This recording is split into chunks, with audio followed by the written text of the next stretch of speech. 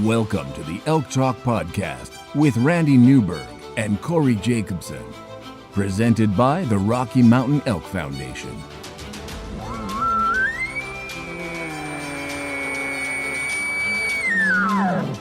The goal is, what little you and I know about elk hunting, we share with people.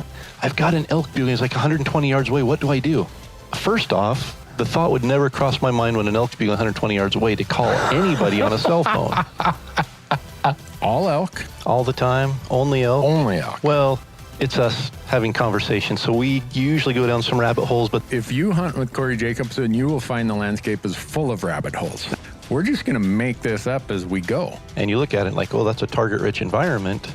But if you're trying to single one out, a solo target there is much easier to go into than a big group. We record everything, so there's no BSing, no lying, no faking it with us. Did we hit the record I button? thought I forgot to hit the record button. If you want to know something about elk hunting, this probably isn't the podcast to listen to. Should we give them a list of all the other podcasts where they might learn something?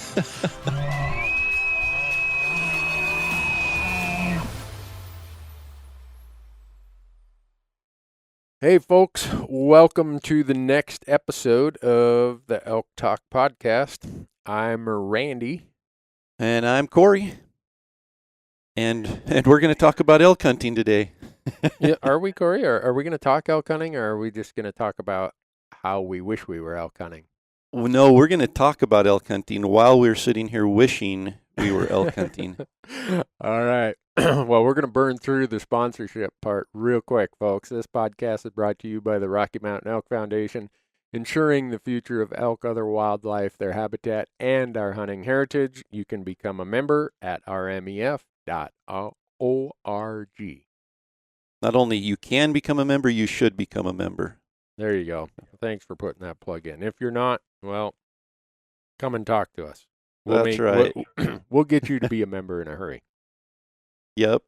The Elk Talk Podcast is also brought to you by Sitka Gear. And Sitka Gear is, just taking it to the next level, continuing to take it to the next level. And when they first came out 10 or 11 years ago, they introduced the whole concept of clothing becoming gear and making it more than just a camouflage pattern. And they continue to revolutionize and introduce new and awesome gear that makes us comfortable and keeps us safe while we're hunting. And we are very thankful for the support from Gerber Gear, Gerber knives, and tools. If I look in my pack, I've got their Big Game Vital. I have their Vital. Both are replaceable blade knives. I have, all kinds of stuff from them. My center drive multi-tool. And then I have, I really need a knife I can put a lot of pressure on and pry on, I have a Gator Premium. So go to gerbergear.com and check out all their cool stuff. Totally. And just one more plug for that. We did a video on setting up a long-range rifle, and for whatever reason, the guy that was helping me forgot his tools, so we pulled out our Gerber Suspension NXT and fortunately had the tools we needed. Otherwise, it would have been a disastrous event for the day because we were kind of stuck in a place where we didn't have all the tools we needed. Huh, cool. So, yeah, I another have plug one for of those Gerber. also. I didn't even know that it had so it's got all the adjustment wrenches. It just has a whole bit. bunch of Cool. tools that I we didn't were know able that. to make work. Cool. So, podcast is also brought to you by OnX Maps, and I can't say enough. This year especially, I've slowly warmed up to the idea of getting rid of a GPS after taking a long time to warm up to a GPS, and OnX Maps has completely eliminated the need for a GPS using the Hunt app. And, for us, we use it more for in the field, not necessarily to navigate and find our way back, although that is helpful, but to be able to see terrain features and being able to overlay the satellite image and being able to see what's over the next ridge without actually hiking over the next ridge makes it easier to hunt, makes it easier to find our way back out. And we also tracked our total distance hiked this year on OnX, so we've got that. We can see how far we went. And, there's so many different layers on there we could go on, but If Yeah. you're needing any help in the field with anything, navigation, layers, images, things like that, OnX Maps. And I think they're giving us a code to pass on, aren't they? A discount? Isn't it like I 20% believe so. discount? The promo code Elk Talk. People are going to get accustomed to using the promo code Elk Talk, I believe. And, Well, we're keeping it simple for us. You know, we know our listeners are intelligent enough to use different discount codes everywhere, but for us to be able to repeat it, it's we've got to keep it the same. Yeah. Use the promo code Elk Talk and save 20% off your apps out at onxmaps.com.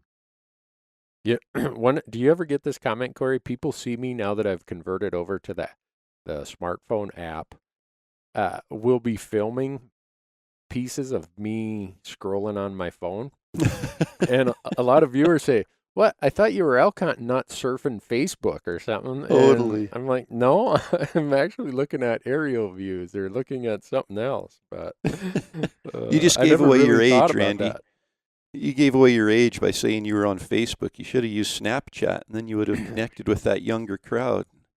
I don't have a Snapchat account. I don't either. I wouldn't know Snapchat from NFL.com. So. No, we get that a lot too. You guys out elk hunting, or why are you on your phone all the time? And it's because we're looking at OnX Map.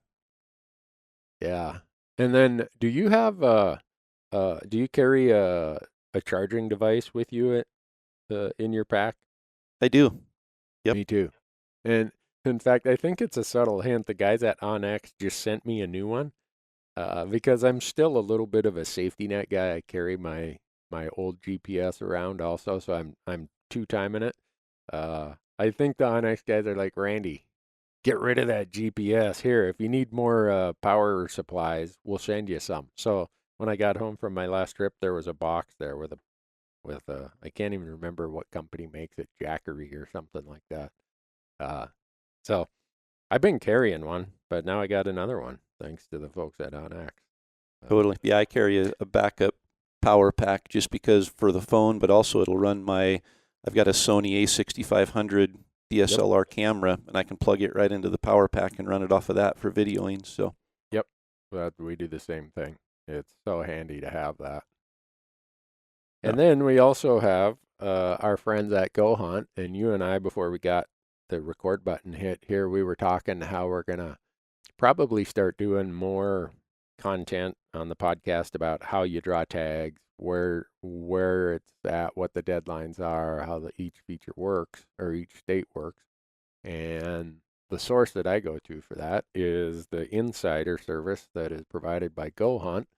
And if you go to GoHunt.com and sign up for the Insider, use the promo code ELKTALK again, and they're going to give you $50 of free store credit in their gear shop. And I think they sell Rocky Mountain hunting calls in that gear shop. They sell do. A lot of stuff. They sell a lot of stuff we use. So, yep.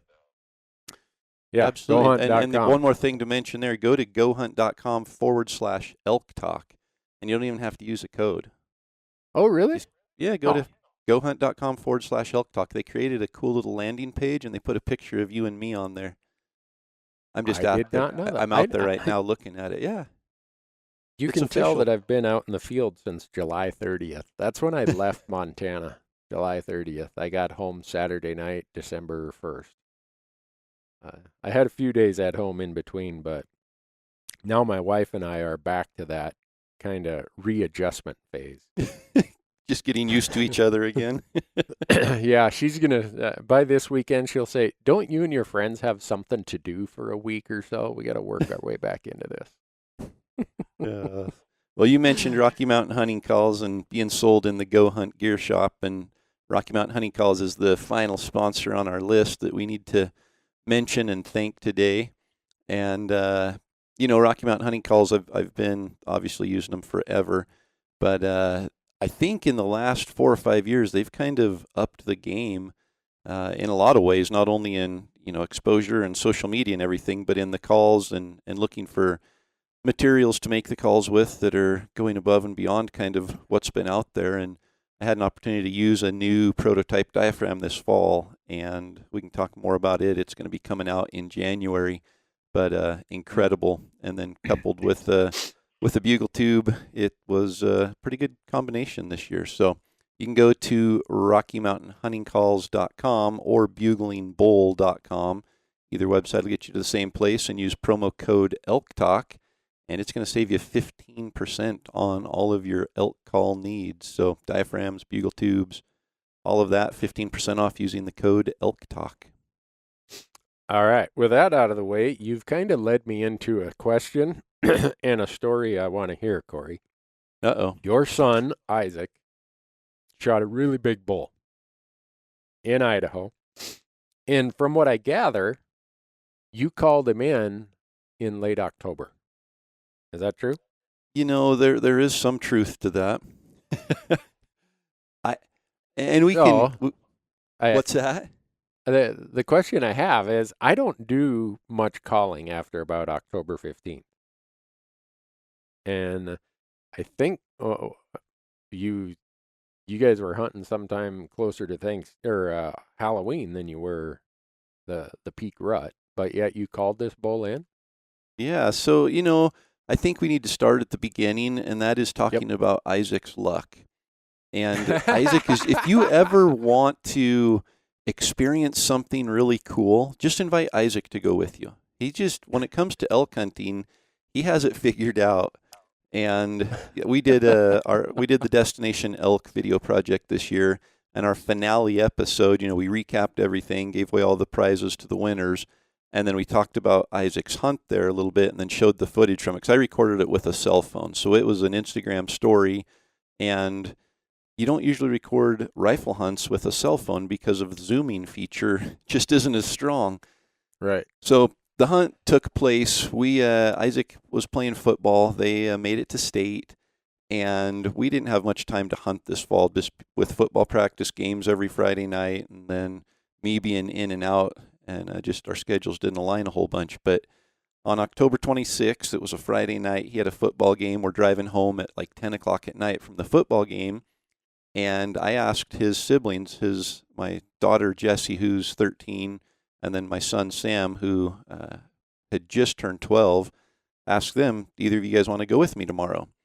And both of them opted to sleep in. They hadn't got to sleep in for a while and wanted to use Saturday morning to sleep in. So Isaac was third in the rotation to go hunting with me the next morning, and all of a sudden he's up to bat. So he jumped at it and said, yep, I'm going. And so we only had the one day to hunt, and it was raining. It rained all night. Got up the next morning, it was raining, which, for rifle hunting, it makes it a little tough the way that I know to rifle hunt, which is just go out and wander around and hope you see an elk on an open hillside.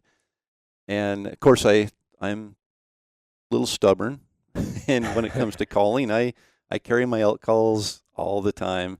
And it's October 27th. We head out, and we hiked in about 3.5 or 4 miles and put him to a good fitness test, which I'll tell you, football conditioning does not get you ready for elk hunting. He was sucking wind and sweating hiking up the hills. But we got back into the edge of this clear cut where I wanted to get so we could see, and the fog rolled in. It started raining, and I don't think it was quite snowing, but it was definitely a sleet.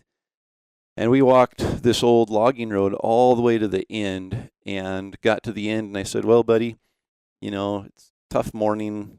I don't know, it was 10 o'clock in the morning or so. I said, you ready to head back?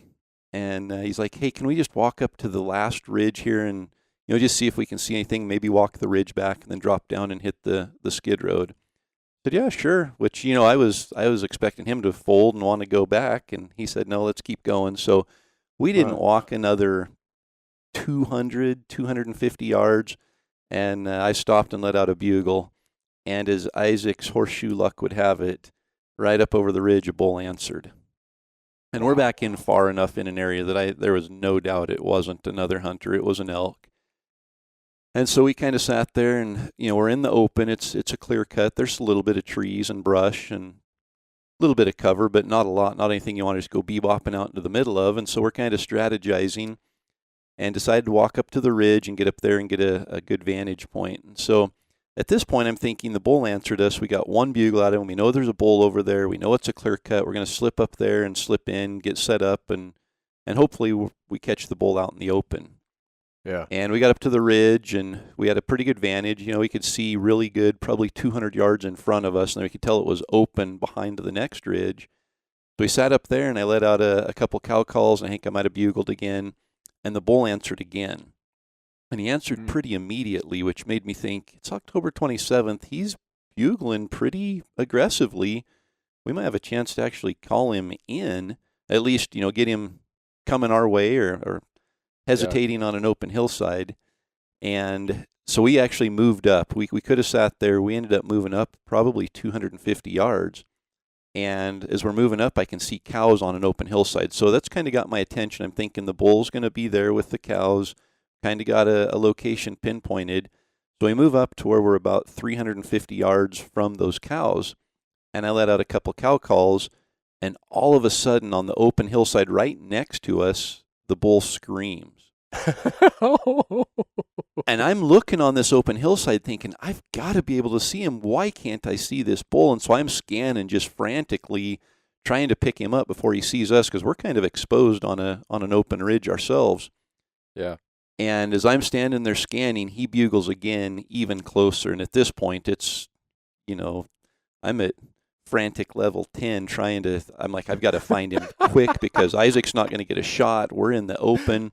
And so I'm looking on this hillside 200 yards away, expecting him to pop out from behind a tree or some brush. And out of the corner of my eye, I catch something moving, and I look, and 50 yards to our right, the bull's standing there looking our direction. Oh, my gosh. What had happened is he was with the cows when he first bugled, when we were on the backside of the ridge. And that first bugle, he left those cows and came on a beeline 400 yards up the hill towards us. And we actually, as we're slipping in on the backside of the ridge, we went past the bull. He went past us. We kind of crisscrossed. So we ended up calling him back down the draw, which is why we couldn't find him on that open hillside. He was actually in the draw right next to us, making his way to us. And so anyway, he pops out at 50 yards. He's frontal, kind of just slightly quartering to us, but there's a big, well, not a big, but a sapling fir tree right in front of him. And Isaac's shooting a 300 Winchester short mag, so he could have shot through that little sapling pretty easily and probably not had too much concern. But I told him, wait for him to turn. And after probably a minute and a half stare down, the bull turns pretty much broadside, still slightly quartering to us, but exposes his side from the tree. And I told Isaac, shoot. And when you tell Isaac to shoot, it's a thing of beauty. He's not only a really good shot at longer distances, but I think he worked that action 3 times faster than I could say shoot again. And he hit the bull all 3 shots. As the bull's running off, he shot it twice more and hit it all 3 times. It goes and falls over in the middle of a skid road. Oh, no. You're kidding me. Yeah, which didn't really help us a lot because it's, the roads are closed in there. But for working it up and for video purposes, it was pretty epic. Cool. It looked to be a really, really good bull. I was just going to say that the icing on the cake was a really big 6x7, the biggest bull he shot, which at 15 years old, you can sometimes take that with a grain of salt, but that's his 4th elk. And all 4 of them have been really nice bulls. So this one was his biggest. And I told him, whatever you do not get that lucky horseshoe surgically removed wherever it's at right now. But it's lodged somewhere firmly in Isaac. Oh, man. That's cool. But I guess the point of that is the couple things as I'm taking notes here. Don't assume that elk don't bugle just because it's late October. And you were how far back? 4 miles back? Yeah, 3.5, 4 miles. Yeah, which gets back to the point of distance and topography usually separate the other hunters, usually put the elk at ease. And I suspect if that guy was in a highly roaded area, he wouldn't be calling, or if he had a habit of calling that much in late October, he probably would have died a few years prior. Yeah, rifle season had been open, general rifle season, over-the-counter tag. It had been open for 2 weeks at that point. So, yeah, you're absolutely right. Had he been within a mile of any road, I think he would have already been in somebody's cooler. Yeah. So the calling you were doing, was it with the new prototypes you were using? It actually wasn't. I was using my old standby go-to only because I really wasn't expecting to call. And so I didn't grab my normal little sleeve of calls. I just grabbed the one that was still in my bugle tube and looked and saw there was a diaphragm in there and thought I'm good to go and went. So I was using the All-Star diaphragm, the green one, and I'd left the new one sitting at home. The only day all fall that I resorted back to the All-Star, which the All-Star is a great call, but I really am fond of the new call and had some good encounters with it. Yeah. But I think So one of the this is- things, to point out is this year was an off year for the rut, at least according to my experience. It seemed to hit late. I think the hot, dry weather we experienced, especially here in Idaho, we had, I think the hottest, maybe not the hottest, but the driest summer I can remember. And we just didn't get any moisture, which usually you'll get a rainstorm first part of September or something. And we just didn't get that moisture that usually, helps trigger the rut. And so I think the elk rutted a little bit later, which, if you look at a second rut, the cow's coming into a second estrus, maybe 28 days after the first estrus cycle. It hits, right there about that October 27th time frame. So I'm thinking there probably was a hot cow that didn't get bred the first time and had come back into that estrus cycle around the 27th of October. And that bull was, he came on a string to our calls. He was very protective, and he was looking to establish his dominance there. That is so cool. Well, goes to show you that for every quote-unquote standard rule, there's always going to be exceptions, and you don't find out about the exceptions, I guess, until you try and experiment a little bit. Totally. So Yep. did you guys have And, any help getting it out, or did you guys get to do that yourselves? We just Isaac and I got it out ourselves, so it wasn't as bad as it could have been, but Yeah. packing an elk is never an easy chore. So Never. No. yeah, Huh. we had Well, reception there, and my wife, we'd texted a picture to her, and she was wanting to bring the pack frames in and help out. But by the time we got it cut up and hiked up to the ridge, we were able to get it out of there, and it was good. Hunting with your children's always extra special when they're successful and they have that fire. Just the excitement to see him. This is his fourth elk, so it's not, and with a rifle, sometimes it's not as exciting, but to see that excitement continue to escalate in him, it's just a pretty special opportunity. Yeah, it's for anyone listening. If you have kids, I hope you're taking them out and doing this stuff, because I can speak from my own personal experience that someday they become adults and you don't get to see them that much. And when you do, your time with them, you're competing with new jobs or careers they're trying to build, or relationships. They're in the process of possibly married or getting married or whatever, and you got to be respectful of the time that they have, that they no longer have because of those relationships. And I'm fortunate in that Matthew, my son, and we try to block out one hunt a year where this is a week where he and I go do whatever. And I don't know how long we'll be able to do that from a time standpoint, but for right now, he's 28, and we try to do it. This year he had a Wyoming elk tag. I saw a picture. Yeah. He had maximum points in Wyoming, and when we applied, all of us applied separately last January. The Wyoming deadline is January 1st through the 31st. You get the good news about Wyoming is you find out sometime in mid to late February. So, but I told Matthew, I said, look, you got maximum points. You've got some really, really good options in front of you here. You can do that, or you can party app with, we have an uncle, Larry Stickler is his name, and we we try to hunt with friends and family whenever we can also. And I asked Matthew, I said, you want to burn your max points on a higher unit, or you maybe want to step down a what some would say maybe a unit or two and hunt with Larry?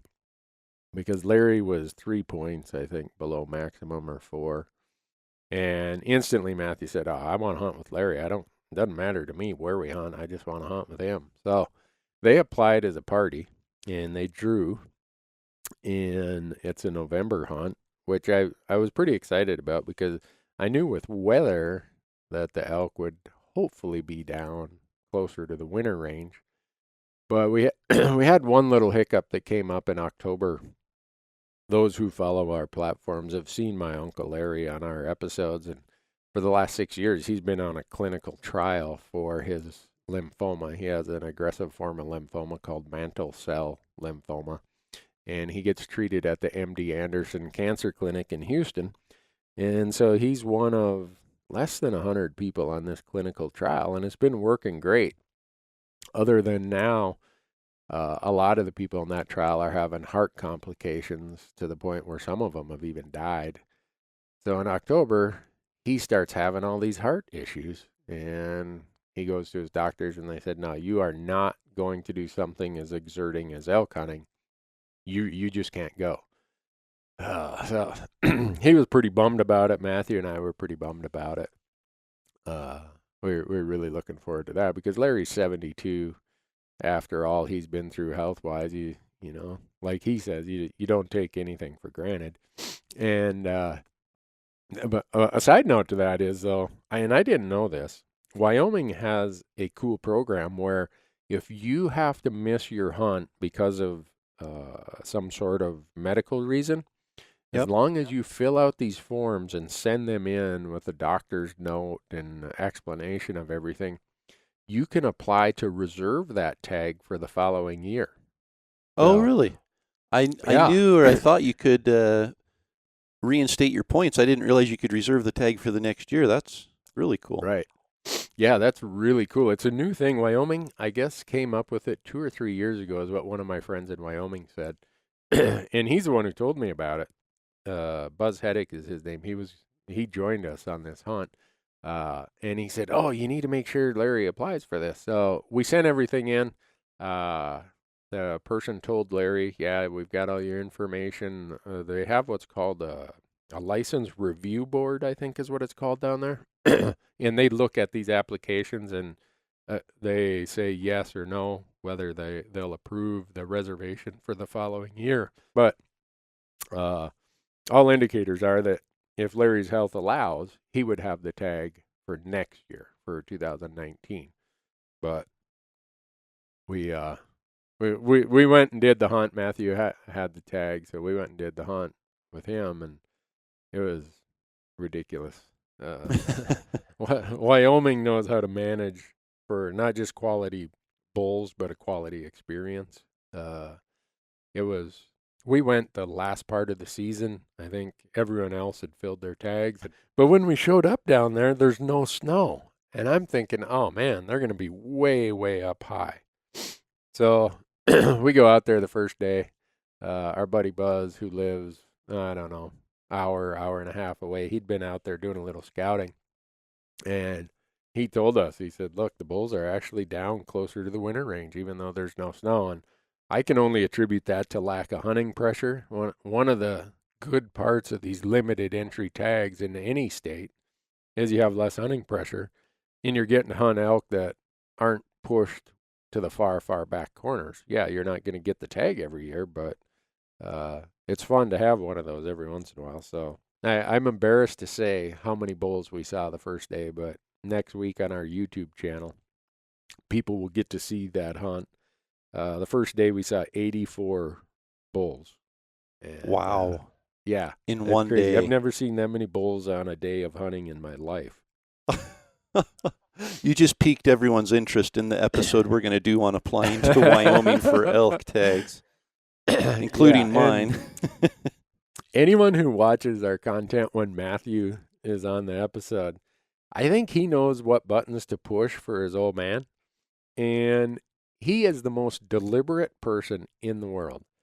we see, I don't know how many nice 6 points. And he's like, nah, it took me a long time to draw this tag. I think I'll just kind of see if I can milk it for a little more. And I'm over there just about pulling my hair out. And you can tell he thinks it's so funny when I would have filled that tag by 10 o'clock that morning.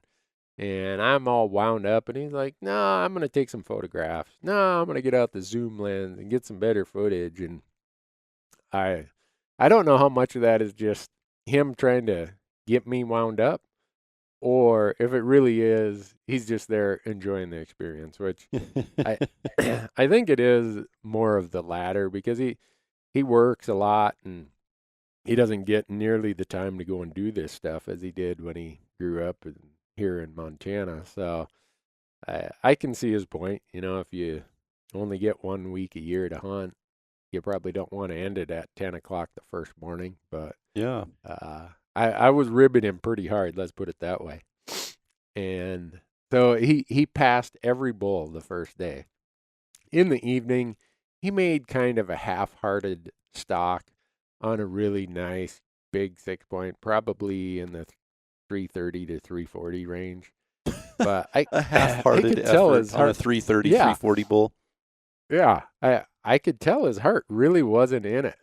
And he ended up passing. He had a couple times a shot between 400 and 450, and he's just not into the long range stuff. He shoots, quite a bit, but he just like, nah, we'll come back tomorrow. We'll look around.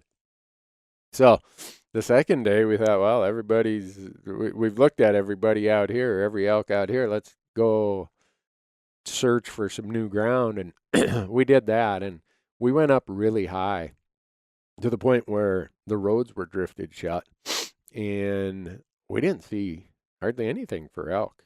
So then we went way over to another part of the unit, saw a few elk, nothing real big. Came back down to this transition range just above the winter range, and once again, there were elk all over the place. I still, to some degree, Corey, am at a loss as to why they are down that low this early in the winter period, or before the snow got really, really deep. And Yeah, and you've talked about transition ranges before, and maybe we can touch on that. I want to hear the rest of the story first, but let's remember to come back to transition ranges. Yeah. So the second day, after we make this big loop, it's probably noon, and I'm thinking, well, now we're getting a little bit better taste of what elk hunting should be like. I think we'd seen 4 bulls that day, and it was from far, far away where we saw them. So, but yeah, this is more like elk hunting. We come back to the place where we'd been the first morning, and that morning my camera guy Marcus had seen a really nice bull go over the ridge into this kind of desert country where I would have never looked for elk, other than Buzz, the guy with us, had said, yeah, they're in there occasionally, and Marcus had seen a nice bull go in there. So we thought, well, let's drive around there, get up on that big ridge, see what we can see. So Buzz goes one way, I go another way, Matthew goes a different direction, Marcus goes a different direction, and we got pretty much every direction covered. And I go out on the west end of this ridge, and I see 2 bulls bedded. And like an idiot, I hadn't brought my spotting scope. So come back to the truck, get the spotter. All the other guys can see me at the truck digging for the spotter, and I'm waving them down, and they come back. And I told them, I said, there's 2 bulls bedded out here. I don't know if one of them is the big one, but I can tell they're pretty nice through my bino. So all 4 of us hike out there. And by the time we get there, the 2 bedded bulls I saw becomes a group of 6. And we're inspecting them through the spotting scope. One of them's probably 330. We're like, whoa, wow, we should think about that.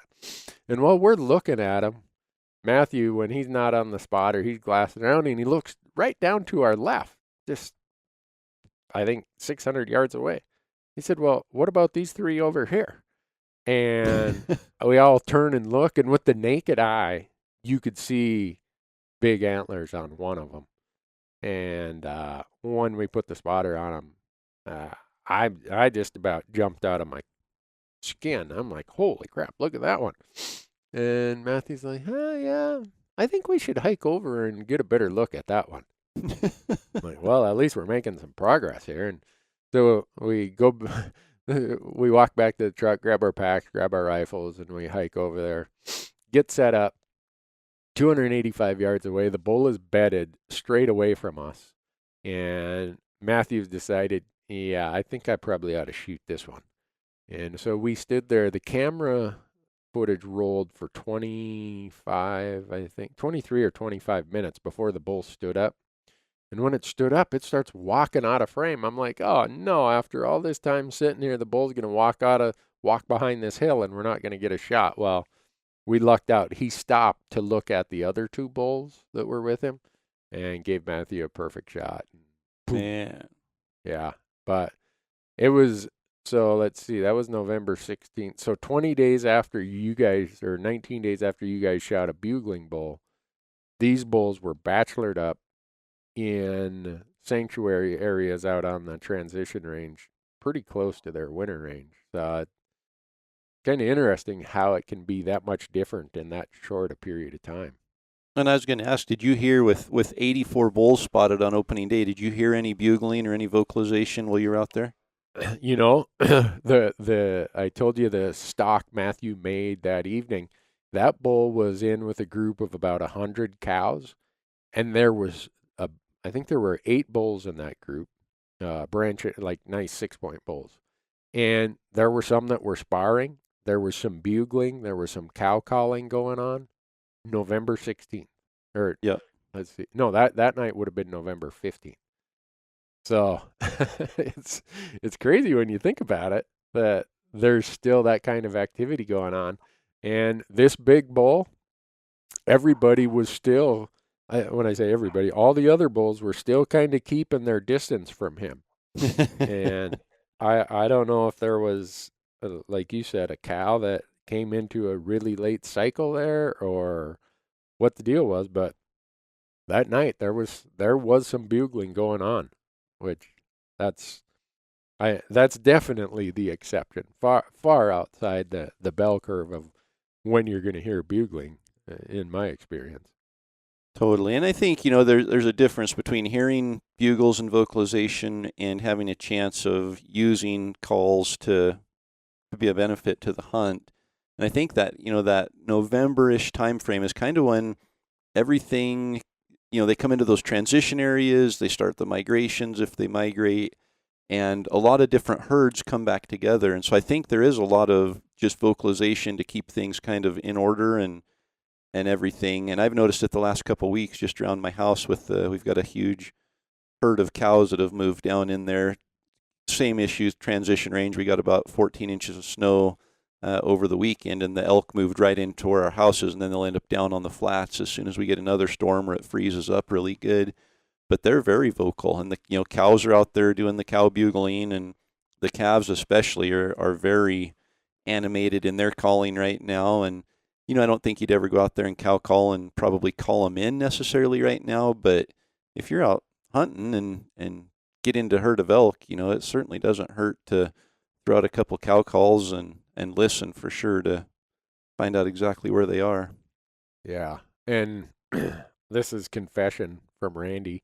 I always keep a diaphragm call in my bino harness. I didn't have it with me. Oh, I felt so stupid because when I started, and my hearing is very impaired, even I can hear this cow calling and this bugling going on over the ridge. And I don't know that it would have made a difference in that situation. I think when they started moving off, maybe they would have been at ease a little bit.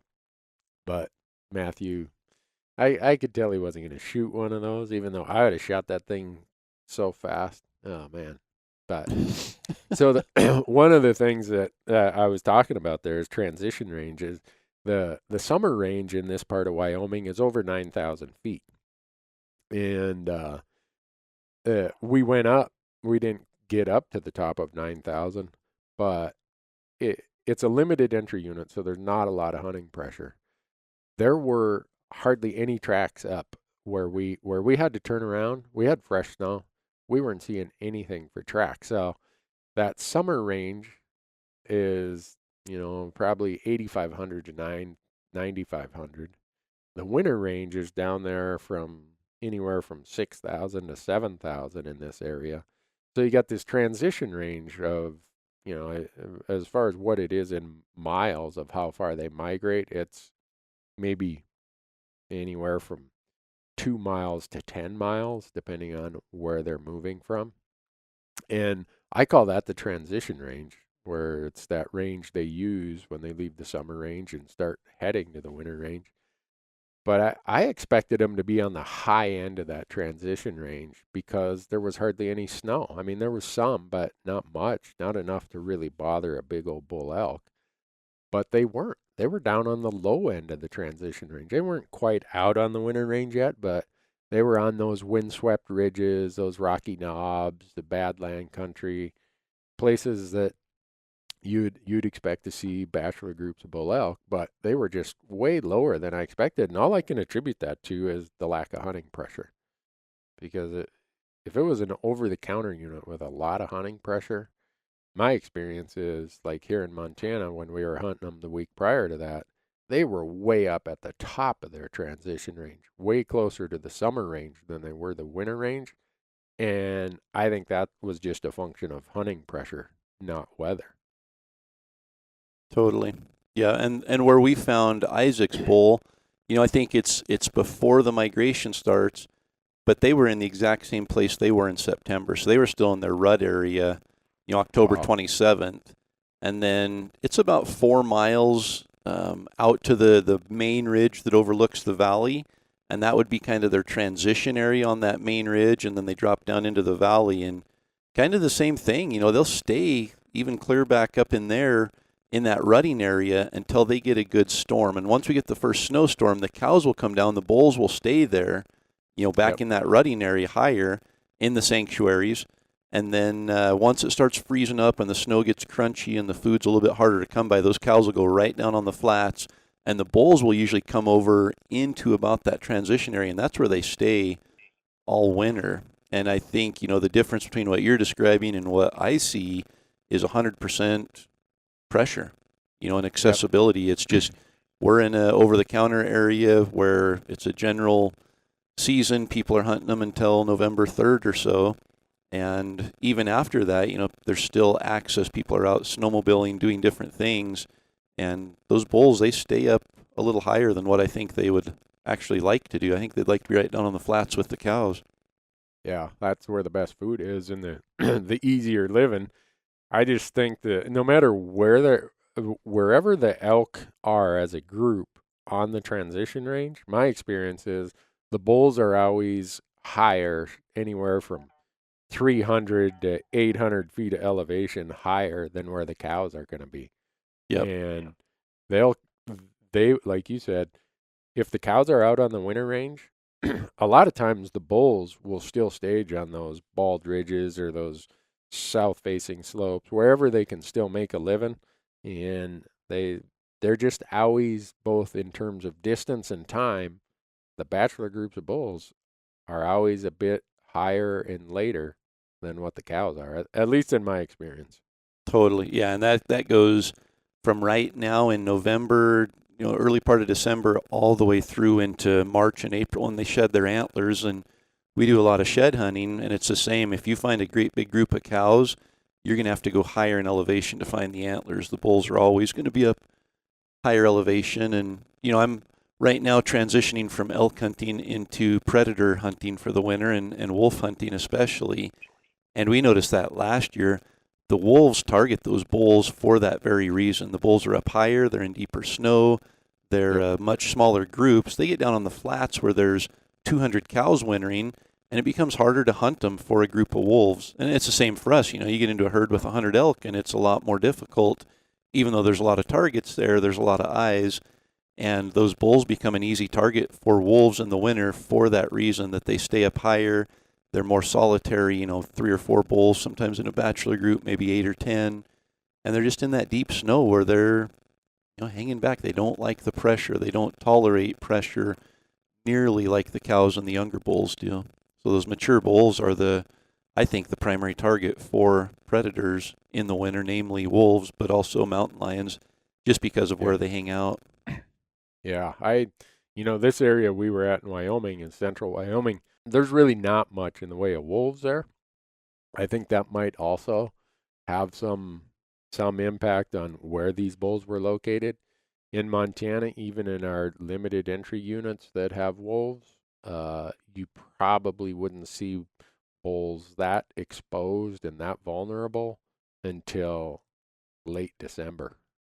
And again, none of this is science that I can cite. It's just my observation of spending a lot of time hunting elk, hunting wolves, seeing how they've reacted and responded to the reintroduction or the increase abundance of wolves. You'll get people who say that it's completely changed their behaviors, and maybe it has. But I know this: if Wyoming will give Larry this tag next year, I'm going to be losing a lot of sleep. I just, man, it's fun. And yeah, everyone told me, look, you're not going to shoot 370-inch bulls in this unit. And that's fine.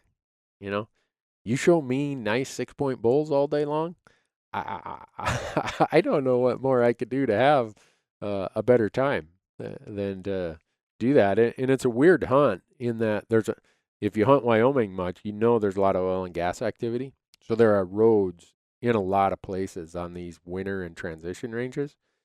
So we would just drive up to these knobs. We'd go out on the ridges and glass. And yeah, you were seeing them 1 mile, 2 miles, 3 miles away. But it's such open country, you can do that. And made for a really, really fun hunt. So back to your point about hunting with your kids.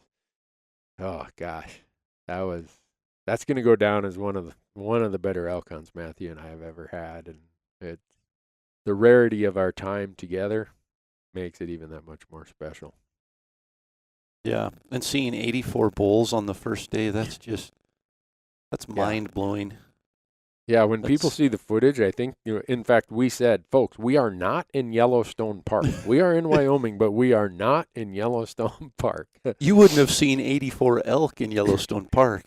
That's let alone 84 bulls. That's so cool. And that just goes to show, well, I won't go there. We'll save it for an episode where we talk about wolf hunting. But you just mentioned there were no wolves in that area, and I don't think you're going to go into a wolf-infested unit and see 84 bulls. No. Not stacked up together. Not a chance. And so excuse me. For me, I like the way that some of these states manage elk, and I'm a little bit spoiled and so are you, in that we live in states where we're going to get our elk tag every year. We don't have to worry about, are we going to go elk hunting this year? So I think, let's see, you can get over-the-counter tags as a resident if you live in Montana, Idaho, Wyoming, Colorado, Oregon. Washington has some over-the-counter resident tags. Okay. So yeah. I'm kind of spoiled in that I always use my home state as the safety net that I'm going to get to go elk hunting this year. And then I apply in all these other states for limited entry hunts, or I know that I'm going to get to join my son or one of my crew on my video crew here, or a friend, whoever it might be. Those are fun hunts when you occasionally get to go do one of those limited entry hunts, because prior to that, we did 2 just general over-the-counter units here in Montana. And it was tough when it was that warm and that much hunting pressure. The elk were up way, way high, really high. It just function of what it is when you have. So I'm always I'm playing both sides of the fence, I guess. I love the opportunity that we have in places like Montana and Idaho, Colorado, that we get to go. But I also play that other side of the fence of applying for limited entry tags in every state that I possibly can. So I guess we're spoiled, Corey. We got the best of both worlds. We are. No, and that's, when we get into talking application strategies, we can talk more about that. But that's absolutely a part of my strategy. Is I've got a long-term outlook, I've got more of a short-term, and then I've got my standbys. And we're so lucky to still have quality areas where we can just go to the Walmart and buy an elk tag and go hunting. And that's something I think we've got to be careful to protect, because obviously you look at where money is and where hunting's going towards money, and completely away from public land issues. Another issue is just the revenue stream and the struggles that some of the fish and game departments have. And so it's definitely a luxury that I think we need to educate more people on and make sure we're protecting. Yeah, I agree. And I hope that one of the things, as I was worried about telling Matthew's story, is that it was a limited entry hunt. I think this year took 9 or 10 points to draw the tag. I was worried that the listener's going to say, oh, great, I don't have 9 or 10 points. Your hunt that you talked about with Isaac, that tag, was that in one of the units that non-residents can, and I don't want to give away any real secrets, but you can. So Idaho as has a non-resident, could I have come and bought that elk tag? Oh, absolutely. Idaho has a cap on non-resident tags, like a total cap, but not necessarily. Some units are on a quota, but for the most part, the general over-the-counter hunts, there's just a quota on the total number of non-resident tags that the state sells every year. And I think this year they sold out around September 15th, 16th, somewhere in there. They hit that quota. But up until then, which obviously archery seasons are already open and everything, but up until that point when they hit that quota, I don't know the percentage, but I would say 75% of the state is open for over-the-counter for a non-resident to just show up and buy a tag. Yeah. Some of the units do have, they're an over-the-counter tag, but they do have a quota on how many they can sell. And some of those go a little bit earlier, but for the most part, you've got half of the state where you can just show up as a non-resident, or get online as a non-resident and buy a tag and not really have any concern about getting a tag unless you wait until after that September time frame. Yeah, well, the reason I bring that up is I want people to understand that if you're serious about elk hunting or wanting to go elk hunting, there is a place where you can go every year. You just explain the Idaho situation.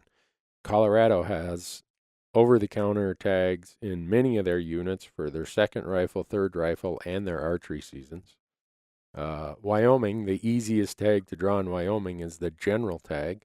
And with that general tag, you can hunt a lot of their units, September 1st through the 30th for archery, and then whatever the season dates are for the general rifle season for that unit. Montana, we had the guys from Gerber came over, and we hunted an over-the-counter general tag. They ended up picking up that tag, I think sometime in May or June, well after the drawing.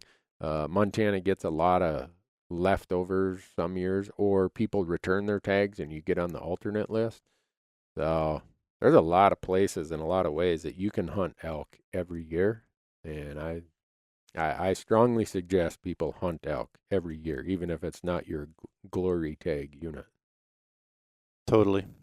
Yeah, and there's so many opportunities, and I think it gets confusing and people struggle to even know where to start. So hopefully as we get into some of these application strategies and talk about each state, we can, with I think the combined experience you and I have with hunting these different states, hopefully encourage people and open their eyes to what's really available, and that it's not all that expensive. Yes, there is an expense, like anything that you want to do that's fun. There's an expense, but it's not as expensive as most people think, and it's more readily available than what most people think to be able to hunt elk every year, at least every other year.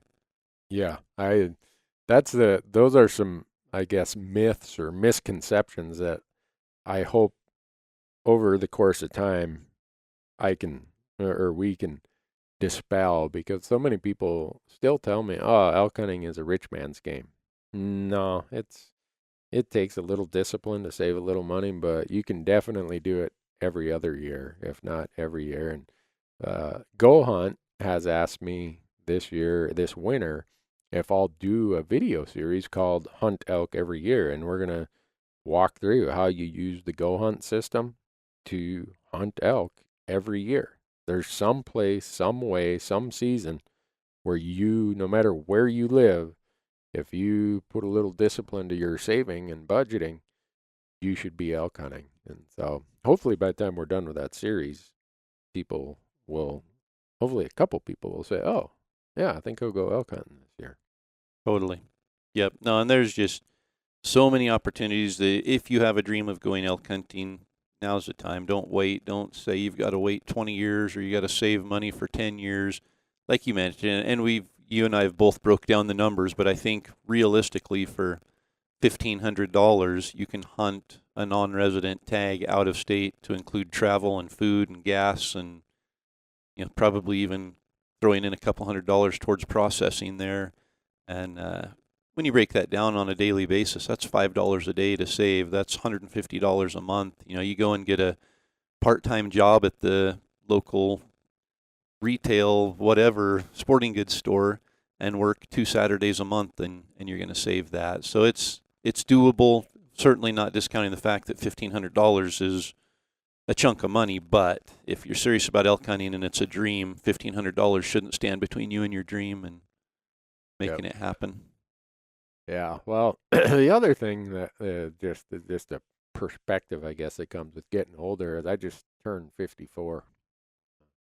And I don't know how many years of elk hunting I have in front of me, but that's 1 year less than I had a year ago, and 10 years less than I had 10 years ago. A lot of people get into this point game, and they just accumulate points, and think often there's the misconception that, well, if I draw a tag that took 15 points, I'm guaranteed some big bull.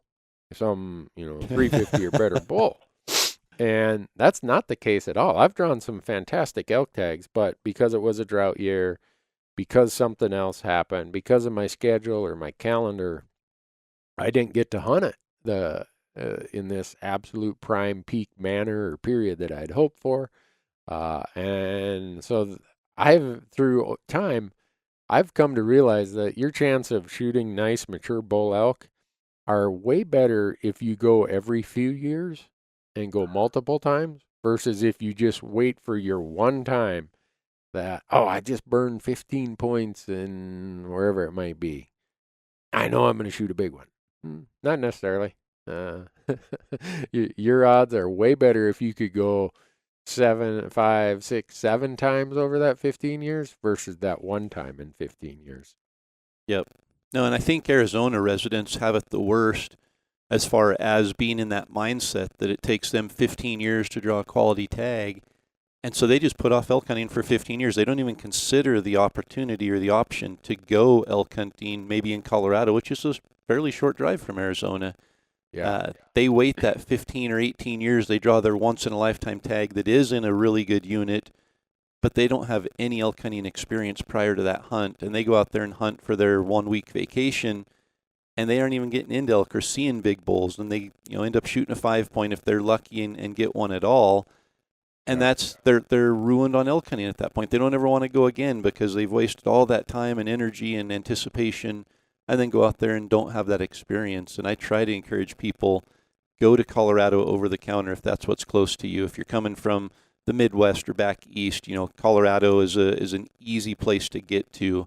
Just go and be in elk country. Get used to the elevation. Get used to finding sign and all of those things. Even if you're saving points for a once-in-a-lifetime type of a hunt, it's so vital to have that experience and to experience elk hunting 4 or 5 times before you spend 15 points on a hunt that it could be a really good hunt, but it's not going to be if you're not a good elk hunter.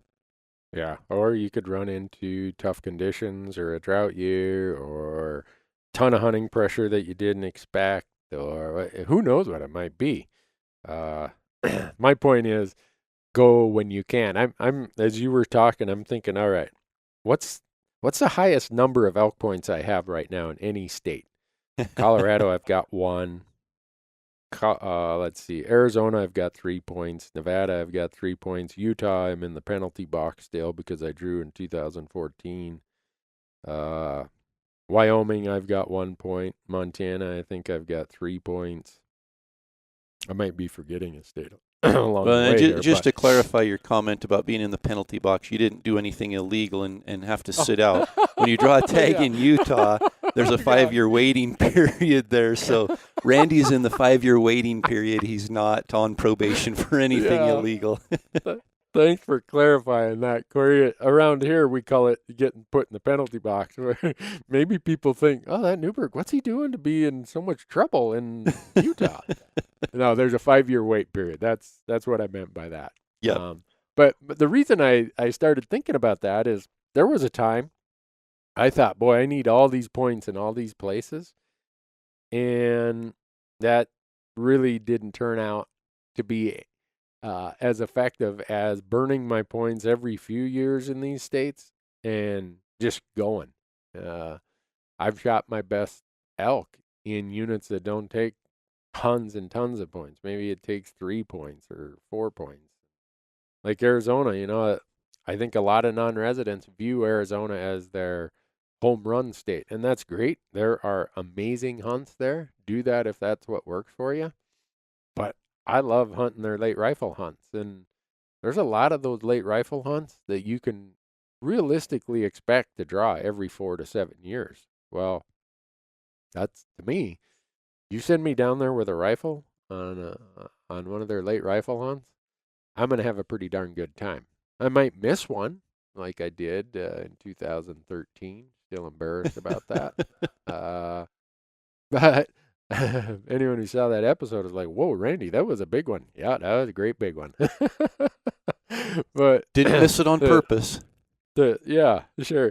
The idea of that is, like, this year, right now, today as we're speaking, one of my friends from Wisconsin has drawn back-to-back late rifle hunts down there. So he drew with, I think, 5 points last year, and he had a loyalty point because he'd been in the system for more than 5 years. He applied for the same unit again this year with just his 1 loyalty point, and he drew again. In these states with bonus point systems, you can draw. Statistically, you have a chance to draw every year. It might be a low chance, but you still have a chance. So I just hope the message that we're talking about is just try to go somewhere every year. Have a current year plan. That's kind of your safety net. Have a mid-year or mid-range plan. And yeah, have a long-term plan. If there's something that you're just dreaming about that, hey, I got to go do that someday and I'm willing to wait 15 or 18 or 20 years, yeah, by all means do that. But we all have limited budgets of money and time. Don't let those budgets be allocated for the 20-year plan without doing anything this year. Yep. I agree. It's just too much fun to not be out doing, and honestly, it's you're going to enjoy it more when you're younger than you will when you're older. And that's you mentioned you just turned 54.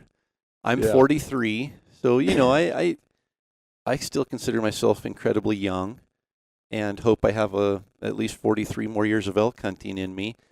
But I've noticed the mountains are steeper than they were 10 years ago, and I'm sure that's a global warming effect or something, not a effect from my age. But I've had the opportunity to hunt with some people who are a little bit more progressed in maturity, and it gets increasingly difficult. And I don't know, I think it's different for everybody at what point that becomes more difficult. But there is no doubt that elk hunting is more enjoyable from a physical aspect when you're younger than it's going to be when you're older. Yeah, I would say that 100%. With each year, there's another ache, another pain. The slope does look a little steeper. The ridge you see in the distance, you swear that it's 2 miles further this year than it was 4 years ago. But for me anyhow, I have more interest in going as often as I can now. The old saying, beware of an old man in a hurry, I think that applies to hunters. I'm in a hurry to go and hunt as many places as I can before they tell me I'm done hunting. Yep. And I can see every year that my pendulum swings from the, oh, I got to have this great tag, more over to the, just give me a tag. Just give me a tag. Give me 2 tags. And this year I did have 2 elk tags. I had an elk tag in New Mexico and an elk tag in Montana. And again, if we're in confession mode, Corey, I got to go on some really cool elk hunts this year and had some family and friends who filled elk tags on our hunts. But this is the first year, and I can't remember. I'm sure it was probably in the early 2000s. This is the first year I haven't shot an elk. So what am I doing? I'm recording a podcast about elk hunting when I didn't even fill my tag this year.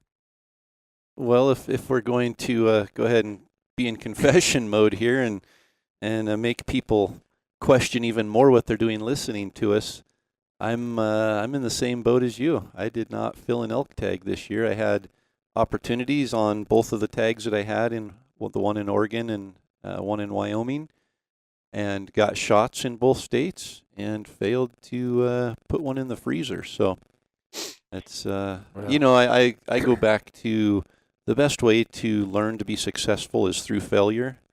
And I guess maybe we need to do another podcast here and recap our season and talk about what went wrong, because if we're hoping for other people to learn anything from us, maybe through our failures, they can learn more about success, because this year they're not going to learn success from either of our success, it doesn't sound like. Yeah, well, thinking about that, one of the hunts where we did not shoot anything, it was the guys from Gerber came to Montana, second week of rifle season. And I use this, even though it was a general tag. This can happen if you wait years and years for your quote-unquote glory tag. On the 5-day hunt, we had 3 days of zero visibility between fog and blizzards and snow. You think about, what if that was my 5-day window where I'd waited forever to draw my tag in Nevada or Utah or Arizona or whatever? Yeah. That's a roll of the dice that I can't even imagine how disappointing it would have been if that was a tag that took 15 points and it's a short season and you lost half of your hunt due to no visibility. Yep. And you think about throughout the season, all of the elements that you could face that would put a pretty good damper on a hunt, between forest fires and drought and, flash floods in September that close roads. I mean, there's just all of these natural things that you don't have control over, that once you draw your tag and commit to that week, sometimes that's all you got. And this year I specifically applied for the early archery season in New Mexico because I wanted to miss the full moon period. Well, I caught the hot 90-degree weather period. Which is not uncommon in New Mexico the first week of September. Yeah, so I just throw those things out there not to make excuses. I mean, you still got to hunt it. It's part of what the challenge is. But you just never know when those kind of things are going to happen, and you've waited forever for this tag. Those could be a reality you have to deal with, and I'd way rather have those realities pop up in a tag that I can draw every 3 to 5 years versus the tag I waited 15 years for. Yep. And I do have high points in a couple states, and it's part of my application strategy. I want that 10 to 15 point hunt every 6 or 7 years. So if I have 2 states where I'm, adding up to 15 points and they're staggered a little bit, I can look forward to that hunt every 6 or 7 years. And then I've got states, with probably 2 or 3 states that you can draw a tag with 2 to 6 points. And so those I'm counting on every 2 to 3 years as they're staggered. And then I fill in with over the counter as needed from there. And so, I think, just don't wait. Don't wait for that 15 or 10 or even 8 point unit. Go and hunt somewhere. That doesn't mean don't save up one of those states or apply for a state for a quality hunt. But in the meantime, there's more than ample opportunity to hunt elk consistently and often. Yeah, and I use Idaho and New Mexico a bit as my swing for the fences states. There's no point system in either of those states. But I can kind of predict. I would bet next year I'm going to hunt a first or fourth rifle tag in Colorado, and I'm up to 2 points now. Yeah, I lied. I thought I only had one. I have 2. With 2 points, yeah, it's not going to be a super great hunt. It's just going to be less hunting pressure, a higher quality experience. I'm not going to be hunting great big bulls, but I know that now that I cashed out in Colorado, at one time I had 19 points, and now I was doing what you were talking about, waiting, and kind of had a couple states as my dream, kind of want to go do that thing. Well, now that I've done that, Colorado is back to every 2 or 3 years, I plan on hunting elk there, and if I don't do over the counter, I'll, for 2 points, I can get a lot of the first season rifle hunts, and those are fun hunts. So I can see myself doing that regularly. Next year, well, I'm not going to jinx myself. I was going to make the proclamation right here that next year I'm going to get back on track with filling elk tags, but I don't know that that'll be the case. Hey, it starts with a plan, so we're going to go with that plan. That's true. My number one plan next year is I'm hunting Montana every day I possibly can in the rut, in the archery season. I am not going anywhere else for the first 3 weeks of September. I'm going to be right here in Montana. Wow. Yeah. Well, we can talk more after the podcast about how we can make our plans aligned for next year. But yeah, I was going to say, you going to join me next year? I don't know if I can make it another season without sharing an elk camp with you. So all right. I mean, if you draw Arizona or something like that next year, and you need somebody who's camp cook, I don't cook that great, but I could have it ready when you came in the evening. If you need someone to do laundry, someone to run to town, get snacks or whatever, let me know. I'll probably be available for hire. My fee is really high, but well, that's all right. Yeah, I don't know if it's so much the fee that's high, but there's definitely a payment that is levied against someone who hunts with you. So it doesn't come free. We won't explore that any further. We'll let that sit where it is.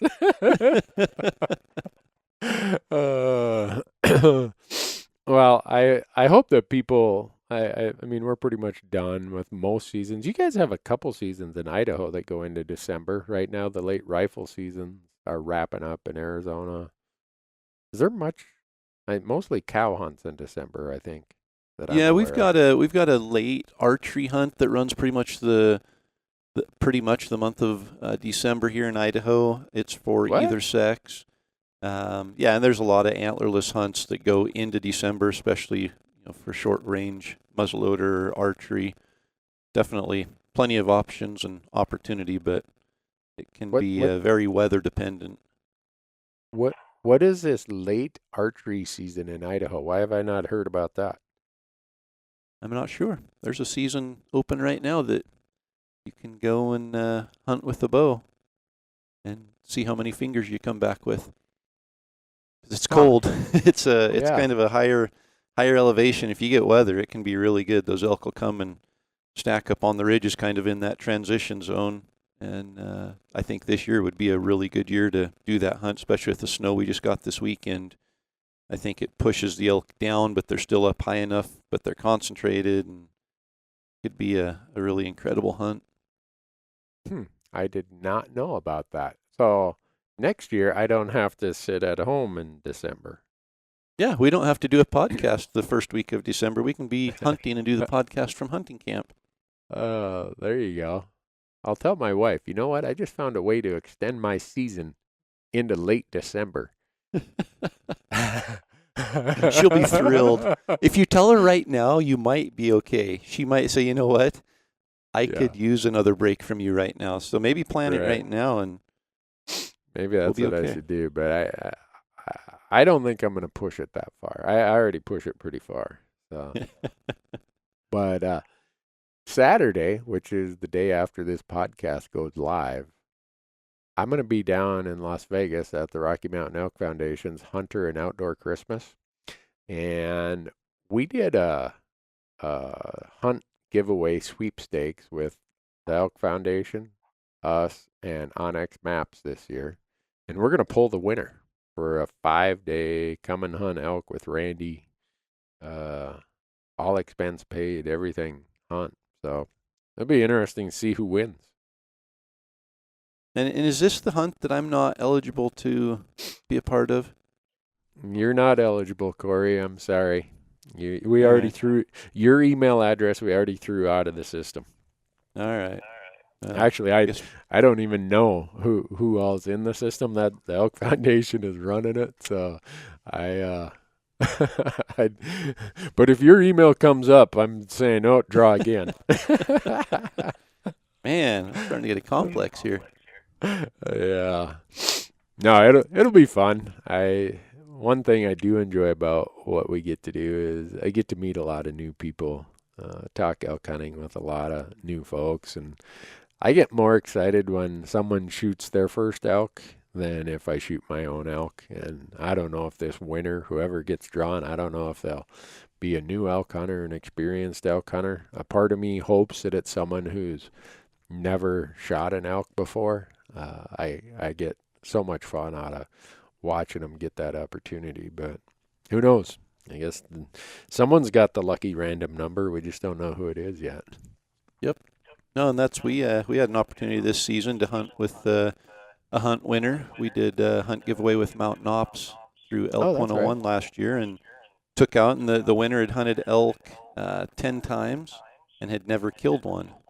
And so I think I hunted harder and tried harder on that hunt to help him fill a tag than I ever have on any of my own. And, it's just tough. We're hunting public land. It was an over-the-counter tag, and it just, no matter how hard we tried, we did have one really good day and got really close and had some opportunities, but then we didn't have those opportunities, vanished pretty quickly, and came down to what it always comes down to, just hunting hard, and we did not help him fill his first tag. So that was a tough one. But again, you always worry about hunting with somebody you don't know and all of that. And we were very, very fortunate. He was just a treat to get to spend a few days with, and took it very graciously. He wanted to be successful, I think, more than we wanted him to be successful, and gave it all he had. And in the end, was happy just for the experience, and got to experience some things he had never experienced before. And although he didn't fill a tag, he was very grateful and very happy. Cool. Well, I always we've done 2 sweepstakes in the past. I always feel more pressure on those hunts than any hunts I do. One, because it's a guest, and I know that this is a special opportunity for them. I really want them to fill the tag, and I don't know. I put a lot of pressure on myself in those hunts. Maybe I shouldn't, Totally. but I do. No, and I'm the same. It's almost like, you aren't a guide. We aren't guides, but we're there hunting with that person and trying to share what we supposedly know with them. And what we don't want to do is expose what we don't know. And that seems to come to the surface a little bit quicker on those hunts, I guess. Yeah. Well, I'm excited to see who wins. I'm thankful to the Elk Foundation.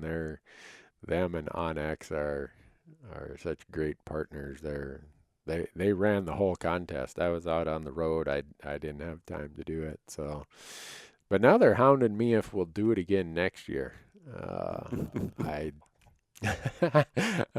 Maybe I'll throw your name out there. No, Corey will do it next year. I was going to say, I'm sitting here creating all these false email addresses so I can try to enter real quick so mine won't get thrown out. But I'm guessing it's probably closed since you're drawing it this weekend. Yeah, I got a question for you. How often do you shoot your bow in the wintertime? In the off season? Not as often as I should, but I did just get a new bow, and I'm getting it dialed in and set up, and I'm loving it. So I'm shooting it more than what I have in the past. But it's hard. I always have my bow with me. I try to shoot, even if it's just 10 yards here in the office or something, a little bit more frequently than what I do, at least close range during the summer. But it's hard. Yeah. We live in an area where we get a lot of snow, and so just going out and brushing off a target, I usually put my targets away so that they are usable next year. And so it's mostly relegated to indoor shooting this time of year. Okay, because I'll keep shooting now until I go to my archery coos deer hunt in Arizona in mid-January. But then after that, I have tax season, and I seem to really get out of the shooting mode for about 3 months. And when I pick it up again in April and May, I'm just messed up again. Nothing's changed on my bow. The whole setup is the same. But I'm really crappy after about 3 or 4 months of not picking it up. So this year I'm resolving that I'm going to do what you just said. I'm going to shoot a lot more. And maybe I won't. Yep. I might lose the edge, but I won't be super rusty. I think it's just that, and you mentioned it, you take 3 or 4 months off and you come back and it's like, holy cow, is this the same bow? Am I the same person? And I think it really just comes down to that muscle memory. And even if you're just shooting 10 yards and you shoot 10 arrows a day, just in your office or, wherever it is, depending on where you live, but that helps with that muscle memory. And going through, at 10 yards, you can hit the target, so you have that tendency, I think, to pull back and punch the trigger and be fine. But if you go through the mechanics of the shot and really pick a point, pick a spot, execute a good release, a good follow through, all of that, it can be incredibly beneficial. So when you do go out and go back out to the range, your form and everything is still dialed in. It's just a matter of putting the right pin on the right place at that point. Yeah. Well, maybe we need to do an episode on archery and setting up a bow and tuning a bow and practice regiments and all of that. That'd be an interesting one. It'd be worthwhile. Yeah. I think it would. It just, one of the other things that comes up with me is I had LASIK surgery in 2007, and my left eye is over time your eyes adjust even after you have LASIK. I did not know this. And my left eye is still perfect at long distance. My right eye has adjusted for all the up-close computer work I do at my CPA firm. And now, since I'm right eye dominant, I'm running into this struggle of when I come to full draw and I look at those pins, if the pins are clear, the target beyond about 50 yards starts getting slightly blurry. Or if I kind of squint and make the target clear out past 50 yards, then the pins get a little blurry. So I got rid of my 50-yard pin this year. I've got a 20, 30, 40, and that's it. I don't have a tape. I don't have anything. I just decided, you know what? If it's out there 50 yards, it's either I got to get closer or it's going to get away. Yep. Maybe there's some solution. Maybe there's an optometrist or ophthalmologist listening to the podcast to say, oh, no, here's what you do for that. Yeah. No, and that would be, I get quite a few emails with that with people. I think, it must be about 50 or so where that really starts happening, because a lot of times people say I'm in my 50s and really having troubles focusing on my pin and the target at the same time, and I don't know the solution. So, yeah, if somebody's out there listening, email us and let us know what you found as a solution. Yeah. Well, it's going to be another long winter before elk season gets here. Darn it. But you know what? It's going to be here before we know it. There's plenty to do to keep us going. So, well, I know what I'll be doing. I was doing it last night. I was out on Gohan researching, because I don't know how you do it, but I apply for tags for me, some family members, some of our guest hunters. This year I'll be doing it for the sweepstakes winner, my camera crew. So I have a different strategy for just about everybody based on what their point level is, based on what they want to do and where they want to go. And so I bet you if you ask the folks at Go Hunt who spends the most time on the Insider, if they could track logins, and I think Chris Porter down there told me this one time, that they looked at my account activity and how many hours I spend. Maybe I'm just bored. Maybe I'm a number geek. I don't know. But I spend a lot of time researching and draw odds, units, any little piece I can pick up that might help me have a hunt next year. That's what I spend a lot of time doing in January, February, and March. Totally. But you're saying I should be shooting my bow more. Well, you gotta make room for a little bit of all of it, I think. So maybe cut back a little bit so that you aren't the top person on GoHunt's list for time spent on their site, and maybe be in the top 20 or so, and then spend that extra 10 minutes a day shooting your bow. There you go. Well, I think I'm going to do that. The good news is where I live and where you live, I suspect you have an outdoor range at your home. I have that. I just walk out off the porch, and so I can do that. The downside is here in Montana, you find reasons not to do it in January when it's 4 degrees out. Yeah. Yeah, and that's the hard part is we're already covered up. I drove by my targets last night and thought I need to get those put in the shed because there's already 1.5 foot of snow on them, and it's going to keep piling up here for the next 4 months. So it's time to move the targets indoors and figure out another strategy for shooting the bow for the winter. Yeah. So but there's other thing, like you said, the coos hunt keeps you going. We hunt predators through the winter with bows, and there's stuff going on now. And, by the time we get into February, March, we're starting to get some 3D shoots down in the valley where the snow's not as deep. And so it can be minimized, the boring time of just shooting a target at 10 yards for 5 minutes a day. Yeah. Well, I think we've kept the audience a while here, Corey. Do we have a Sitka question of the week this week? Ooh. Or do we have 100 Sitka questions? I was going to say, I can open up the folder here and pull through the hundreds of them unless you have one ready. I don't, and I'm going to be the lazy guy. I just got back from an archery mule deer hunt in Colorado.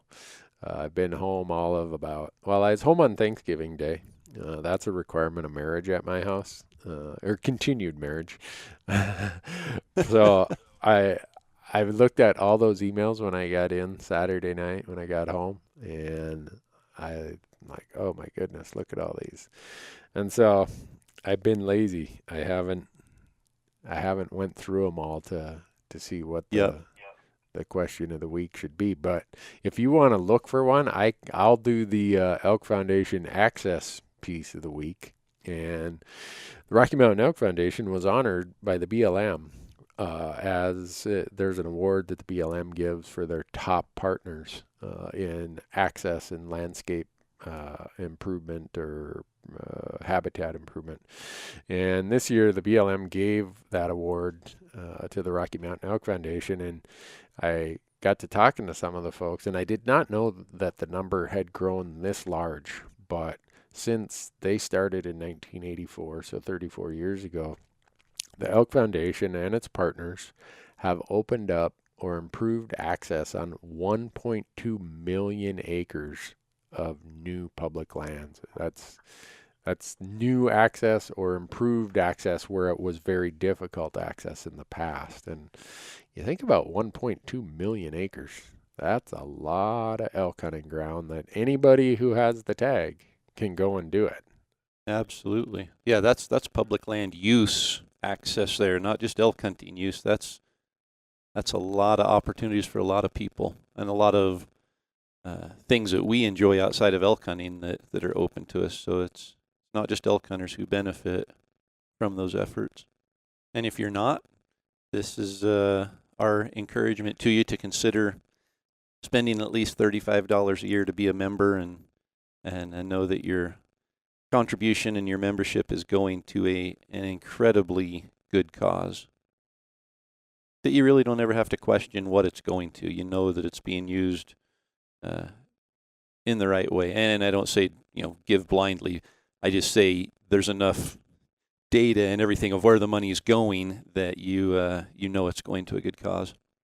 So we're ready for the Sitka question of the week. This one, it's definitely been on my mind since we did that hunt giveaway. And Tommy was the hunt winner that hunted with us this year. He's 65 years old. He came from College Station, Texas, and I think he said the elevation was 53 feet or something. And the first day, I mean, 53 years old. He's an ex-college football player, so he's had knee replacements. Came from low elevation. He worked out. He was excited to win this hunt, and he put in time working out. But it just about killed him, especially the first couple days there. And going from 50 feet in elevation and coming to the mountains where it's, we started at 6,500 feet and went all the way up almost to 9,000 feet. And the mountains were fairly steep. So the question that we got comes from Anthony. And Anthony says, I'd love to hear more advice on preparing physically for hunting in the mountains. What exercise and training should be focused on, and how does altitude affect you? I live in Michigan and have no experience with being in the mountains, so any info is greatly appreciated. So, I'll just lead into it here, and then I'd love to hear your take, Randy. But I take it for granted. We're in the mountains every day. I live in the mountains. I mean, literally, my house is in the mountains. So for me to even go out and get firewood, I'm at elevation. We live at 5,200 feet in elevation or something. Everything I do is at elevation, and I think I take for granted sometimes what it's like. And I know I suffer going from 5,000 feet to 9,000 feet. I recognize that difference. So to come from 0 and go to 9,000 is probably 10x a worse problem. But maybe you can talk, Randy, on physical conditioning. I know you're not a gym rat that spend a lot of time pumping iron and everything, but what are some things that somebody can do that's coming from a low elevation and has never been to the mountains before to help them at least be somewhat prepared? Yeah, and I don't know of these devices, but I've heard of them. They're called an altitude mask. Okay, we're not going to talk any more about that. Move on to the next topic. Really? Are they a joke? They're not going to help you at all. Okay. When it comes to altitude. And the reason I say that is we talked about it with Tommy quite a bit, and he had used an altitude mask and talked about it quite a bit on a treadmill. And that's what I've heard of. All it does, there's a lot of research on it and the benefits of it, but it's not going to benefit an elk hunter coming from sea level. I guess where I'm going with it is don't get on a treadmill and put on an oxygen mask and show up at Colorado at 10,000 feet and think that you're going to be okay. Yeah. Wow. I think I'm going to look at it from a conditioning standpoint, but I'm more concerned about people who show up at 10,000 feet from 53 feet where Tommy came from, that they end up with altitude sickness. Yep. That worries me. So I've seen people who've had altitude sickness. I'm lucky I live at 5,000 feet. I can go from 5 to 10,000 feet. Yeah, I feel the difference, definitely. But I'm probably not at great risk for altitude sickness as somebody who is coming from sea level to 10,000 feet. And so I always tell people, get there a few days early and acclimate yourself before you start exerting yourself. Don't get off the airplane, drive right to the trailhead, and start hiking from 10,000 feet. You run a huge risk of altitude sickness. That I know that may not be the physical conditioning part of it, but it's a worry I always have when people say, oh yeah, I did this and I did that or whatever, and there's nothing to it. Well, there's a lot to it in my mind. And so you talk to doctors and they will tell you one of the concerns of those abrupt changes is altitude sickness. And I've never had it, but I've seen people who have altitude sickness. It looks like one of the most miserable sicknesses you can have. And so I throw that out there. For me, like you said, I'm not a gym rat. I just put a pack on and I hike any type of elevation, any type of incline I can. A lot of times I go off the trails because elk hunting, very often it's not like you're on a trail nonstop. You're, side hilling and you're going downhill. And for me, I put weight in that pack. the unevenness of the terrain, the having to step over logs, down, a little rock chute or whatever, and having weight on your back really strengthens that core part, those muscles in your core that replicate elk hunting and what you do while you're elk hunting better than anything I've found. Now, I'm sure there are people listening who are serious into exercise and fitness, and they're going to have a whole list of other ideas or better ideas, or say, Newberg, you're an idiot. Shut up. And maybe maybe I should shut up, but that's really where I'm at with it. I don't have time in my schedule to be a gym rat. Some people do, and some people, they don't have the good fortune of living where I do, where I'm just a mile from a Forest Service trailhead. But for me, it's, do things that replicate what elk hunting is. The treadmill does not replicate elk hunting. No matter what elevation you're at, you're going to get, I think, more value out of going and hiking uneven terrain, climbing over things, having weight on your back than what you're going to get on that treadmill or whatever exercise device it is. Yep. No, you said everything I would have said. So I do spend some time not in the gym, but I have a home gym, and I don't lift weights to get big. I lift weights to keep all my muscles working and to keep pain at bay from the joints and all of that.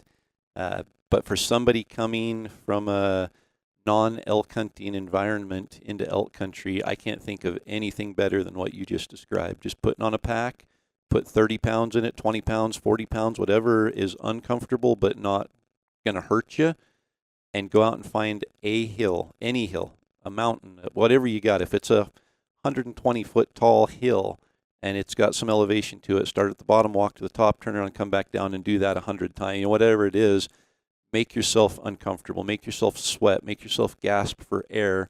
And if you get your body used to gasping for air at 100 feet in elevation, it's going to be able to respond when you get to 9,000 feet in elevation. It's going to know, I'm gasping for air, I need more oxygen. It's going to be more efficient at getting that produced for you so that you can breathe again. But your legs are the biggest muscle that you're going to be using.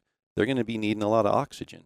And when you get to elevation and start hiking up a mountain, you don't go very far before you realize you're lacking oxygen. And just like you said, the more you can do to increase that and to make yourself uncomfortable at any elevation, it's just going to go that much farther for you in elk country. Yeah, and for me, I know there's only so much people can do at their home at a low elevation, but there's things you can do when you get there also. One is stay hydrated. Don't let yourself get dehydrated. You get dehydrated way quicker than you think you are, and dehydration just complicates every other part of the change in environment, the lack of oxygen, the exertion, and also nutrition. Yep. Make sure that you're giving your body the fuel it needs in the regular intervals that your body needs them. It's amazing how much help that can provide to the person who doesn't live at high elevation. Yep. Now, and we've got, I've got my workout routine, I guess you could say, that I try to do throughout the year that helps me stay in some kind of a elk chasing condition. In the University of Elk Hunting online course, we have 3 different workouts for elk hunters, and they're all completely different. So one is not even gym-based at all, not even weight-based. One of them is weight-based, and one of them is a combination of the two, so that you can find one that fits your schedule and all that. But at the bare minimum and as a base, I think what you described is spot on. And if people are coming out elk hunting for the first time and just can throw on a backpack and go and hike hills with weight in it, they're going to be so much more ready for elk country than if they're, like you said, being on a treadmill is not going to help you with stabilization, with all those little muscles that you're going to use on a day-by-day basis. And, it's going to push you cardiovascularly a little bit, but not necessarily with the right muscles and acclimating your body to using those muscles and replenishing oxygen based on that muscle usage.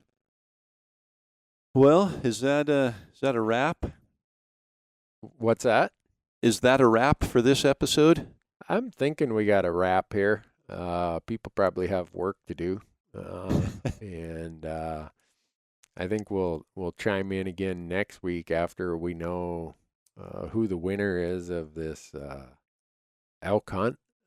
We can talk about that based on, I'll try to find out more about the person's experience, and maybe we can have some discussion about, okay, if that person has this level of experience or that level, here's some things that we would be advising anybody, not just that sweepstakes winner, but Yeah, anybody. maybe we need to have them on as a guest before they hunt, and then again afterwards.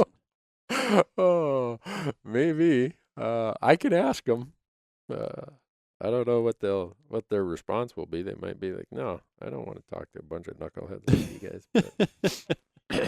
So, well, folks, thanks for listening.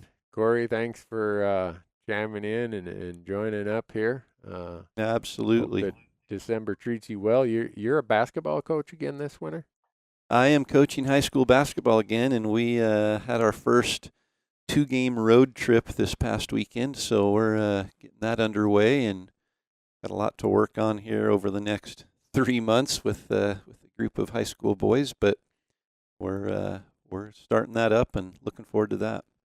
Cool. Before we leave, I got to ask, your Destination Elk series that you did on YouTube, where can people find it? Just on the Elk 101 YouTube, so it's Elk101.com.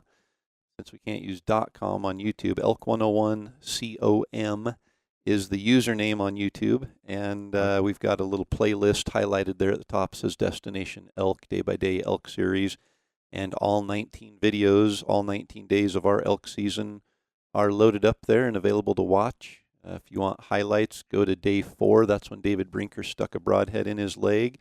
We've got that episode. Day 5 was my dream situation for Roosevelt elk, and you get to see me in close quarters with a herd of Roosevelt elk in some of the most beautiful elk country you can imagine. Dirk joined us in Wyoming. There's always good comedy and banter when Dirk's in camp. Those are some good episodes. The hunt winner, those hunts are on there. And then we capped it off with our hunt of a lifetime hunt, which for me is the highlight of the season. So if there's one video that you're going to watch out of that series, go to day 18 and watch the Hunt of a Lifetime episode. We got to hunt with 17-year-old Jeff from Pennsylvania, who battled leukemia, and had an incredible hunt with him. Cool. Well, folks, until the next time, now you've got a place where you can go and entertain yourself by watching Elk101.com out on Corey's YouTube channel. Yep, not to be confused with Elk 101 Con, which C-O-N, it's C-O-M.